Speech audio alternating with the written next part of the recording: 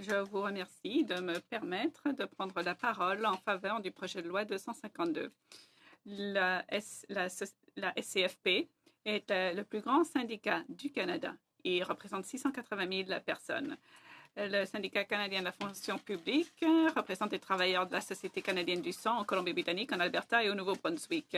La Société canadienne du sang fait le pont entre les donneurs de sang et services et la Société canadienne du sang et assure la sûreté de notre approvisionnement. Le syndicat recommande que le Sénat appuie le projet de loi 252 afin de favoriser l'autosuffisance nationale et faire en sorte que le sang demeure une ressource publique pour et par les Canadiens. Le projet de loi 252 protégera l'imputabilité publique et la sûreté de l'approvisionnement en sang du Canada. La Société canadienne du sang recueille seulement 17% du plasma dont il a besoin. Et le reliquat étant importé des États-Unis. Santé Canada a offert des permis à Canadian Plasma Resources, CPR, sous le faux prétexte que des cliniques de recueillette de plasma privées à but lucratif amélioreraient notre autosuffisance. Ceci dit, les cliniques ne nous aident pas à atteindre cet objectif puisque le plasma qu'elles recueillent est en fait vendu à l'étranger. L'introduction de paiement, de rémunération contre plasma, de plus, fait en sorte qu'il est d'autant plus difficile pour trouver des donneurs volontaires à Saskatoon et à Moncton, surtout parmi les jeunes de 17 à 24 ans, un groupe d'âge très désirable. La Hongrie, l'Allemagne et les États-Unis ont constaté que dès lors que l'on commence à payer les donneurs, il est très difficile de trouver des gens qui donnent par esprit civique et par altruisme. C'est la Société canadienne du sang, Informé Santé Canada, que son plan d'expansion du plasma n'inclut pas de projet d'achat de plasma recueilli par Canadian Plasma Resources ou d'autres sources commerciales parce qu'il n'est pas, soi-disant, raisonnable ou soutenable pour assurer un approvisionnement sécuritaire en immunoglobine pour les patients canadiens. Or, sans le projet de loi 252, la Société canadienne du sang perdra tout le contrôle sur la collecte de plasma et dépendra des États-Unis. La Société canadienne du sang a construit un système d'approvisionnement sans sécuritaire au fil de 20 ans. Et on ne doit surtout pas permettre ce système d'être érodé par le privé. Il n'est pas possible d'augmenter l'autosuffisance de plasma grâce à des dons volontaires. Il est possible plutôt d'augmenter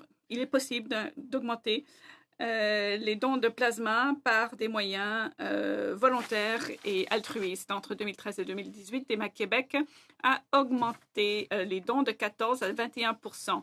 Le taux d'autosuffisance en France est de 54%, au Danemark de 80% et en Italie de 70 à 96%, et ce pour tous les produits basés sur l'immunoglobine. Et dans tous ces cas, le plasma est recueilli publiquement et volontairement, sans aucune rémunération. Ce succès se doit à 3 mesures clés, tout à fait simples. Premièrement, chaque autorité sanguine sensibilise le public au sujet de l'importance des dons de plasma. Deuxièmement, ces autorités constatent que lorsque les gens sont sollicités, ils répondent à l'appel. Et troisièmement, ils se sont concentrés sur un service de grande qualité pour encourager les dons et conserver les donneurs. Notre syndicat estime que la Société canadienne du sang peut connaître ce même succès ici au Canada et se doter d'un cadre de dons publics volontaires et non rémunérés. Les pays d'Europe atteignent l'autosuffisance grâce aux dons volontaires non rémunérés. Et si nous autorisions les cliniques privées à but lucratif au Canada, eh bien, nous nous éloignerions de cet objectif. Enfin, la dépendance du Canada sur le plasma américain pose un risque de sécurité pour la sécurité de notre chaîne d'approvisionnement et ce n'est pas une solution viable à long terme. Effectivement, l'on craint que l'approvisionnement en plasma puisse être bouleversé ou interrompu à cause de problèmes de production, d'actions réglementaires prises par les États-Unis, par exemple une politique America First ou encore une contamination par un nouveau pathogène. Le cas échéant, les patients canadiens n'auraient plus accès au traitement dont ils ont besoin. La menace posée par les nouveaux pathogènes est très réelle. Un nouveau pathogène infectieux qui cause la maladie débilitante chronique, chronic wasting disease, est entré en Alberta, en Saskatchewan, au Québec, et aux États-Unis, en Europe et en Corée du Sud. Il n'y a pas de guérison pour les animaux infectés.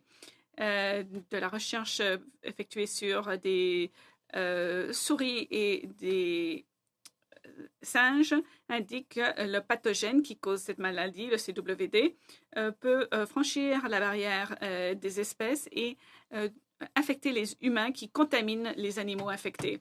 Il n'y a pas de test ni moyen de détecter ce pathogène, tout comme c'était le cas du VIH dans les années 1980.